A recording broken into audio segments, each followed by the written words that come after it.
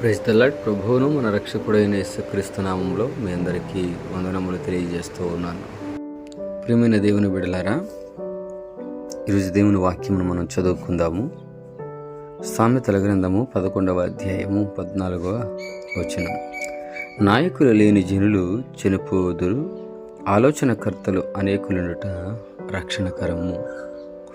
ప్రియమైన దేవుని బిడ్డలారా, ఒక జనాంగానికి, ఒక జనమునకు నాయకుడు అనేది చాలా అవసరం. చూడండి, ఇశ్రాయేలీయులు ఐగుప్తులో ఉన్నప్పుడు దాదాపు 430 సంవత్సరములు వాళ్ళు ఐగుప్తులో బానిసలుగా ఉన్నారు. కానీ వారికి నాయకుడు లేనంత కాలము వారు బయటకు రావడానికి అవకాశము లేదు. ఎప్పుడైతే దేవుడు వారికి మోషేని నాయకుడిగా నియమించారో అప్పుడు వారందరినీ ఐగుప్తు నుంచి బయటకు తీసుకొచ్చినట్లుగా మనం చూస్తూ ఉన్నాం. మోషే నాయకుడిగా ఉండి, తర్వాత యెహోషువ నాయకుడిగా ఉండి వారిని కానాను నడిపించినట్లు మనం చూస్తూ ఉన్నాం. ప్రియమైన దేవుని బిడ్డలారా, ఒక జనాంగానికి, ఒక జనమునకు, లేకపోతే ఒక రాష్ట్రానికి, ఒక దేశానికి నాయకులు అనేది చాలా అవసరం, లేకపోతే చెడిపోతారని. ఇప్పుడున్న రాజకీయ పరిస్థితి గురించి నేను మాట్లాడడం లేదు, కానీ దేవుని ఉద్దేశం ఏమిటంటే నాయకులు లేకపోతే జనులు చెడిపోతారు, తమ ఇష్టానుసారంగా జీవిస్తారు అనే విషయము మనకు తేటతెల్లమవుతుంది. అయితే ప్రియమైన దేవుని బిడ్డలారా, ఒక కుటుంబానికి కూడా యజమానుడు ఉండాలి, ఒక కుటుంబానికి నాయకుడు ఉండాలి, ఒక కుటుంబానికి నడిపించేవాడు ఉండాలి. లేకపోతే ఆ కుటుంబం కూడా ఇష్టానుసారంగా చెల్లాచెదరైపోతూ ఉంటుంది.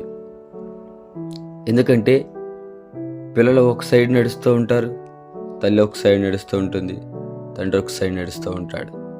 అలా కాకుండా వారు నలుగురు ఒక నాయకుడిని వెంబడించినప్పుడు, ఒక వ్యక్తిని వెంబడించినప్పుడు వారు ఒకే దారి మీద నడుస్తున్నట్లుగా కనబడుతుంది. తండ్రి కుటుంబానికి యజమానుడు గనుక తండ్రి బాటలో మనం నడిచేవారిగా ఉండాలి.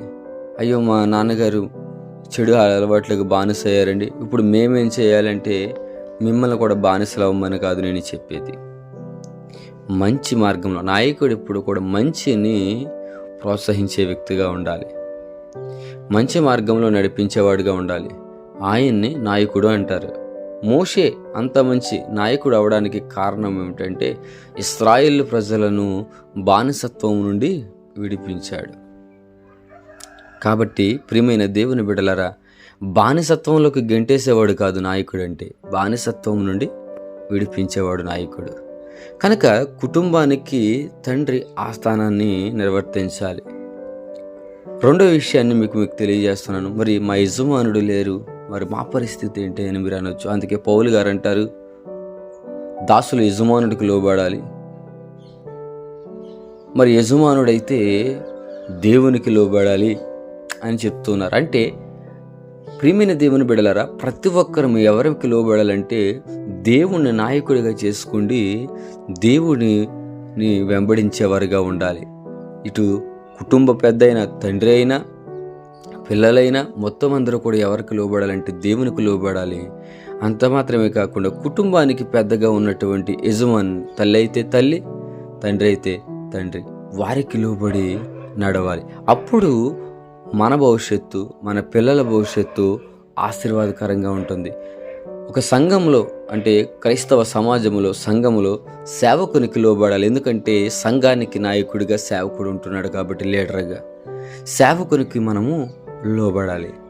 ప్రియమైన దేవుని బిడ్డలారా, ఎప్పుడైతే ఈ విషయాలు మనం క్రమముగా చేస్తామో మనము చెడిపోము. నాయకులు లేని జనులు ఏమవుతారంటే ఖచ్చితంగా చెడిపోతారు.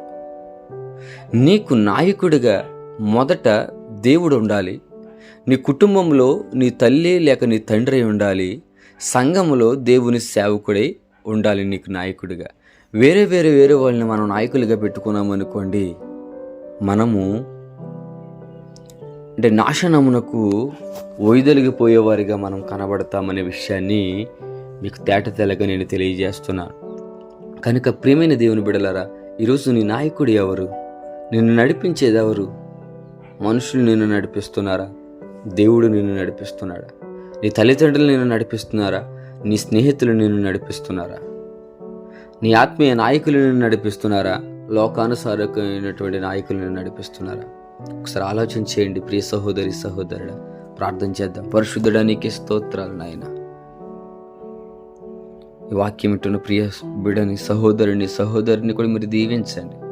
వారికి మీరు నాయకుడిగా ఉండి నడిపించండి. వారి యజమానులకు వారు లోబడడానికి మీరే సహాయమును దయచేయండి.